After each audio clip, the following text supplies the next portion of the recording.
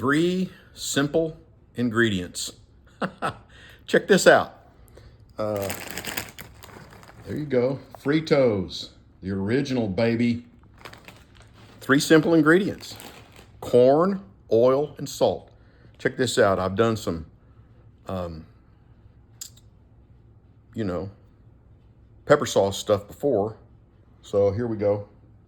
There's Tabasco. Check this out. Three simple ingredients.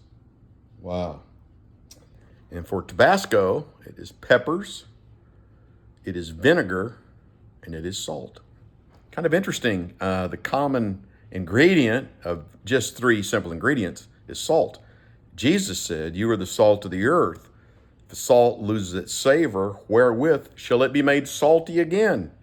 It is good for nothing, thrown out, trampled under the feet of men."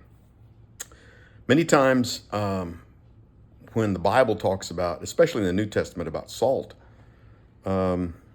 it's like what Jesus said, Matthew 5:14, or what St. Paul said in Colossians chapter 4.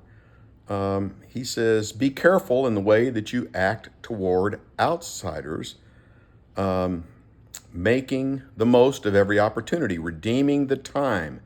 May your conversation always be full of grace and seasoned with salt, so that you may know how to answer anyone and everyone."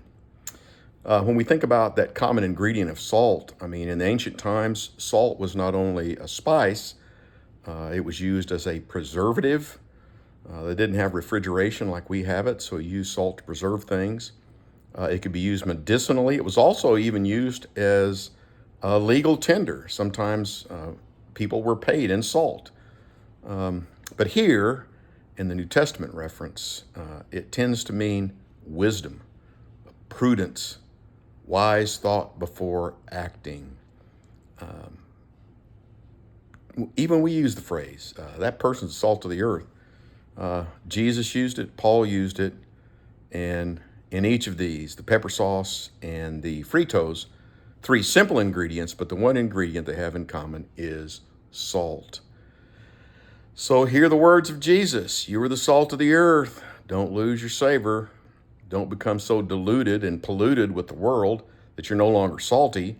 And then as St. Paul said it, let your conversation be full of grace, seasoned with salt. Be wise, wise in the way that you act toward, especially those outside the faith.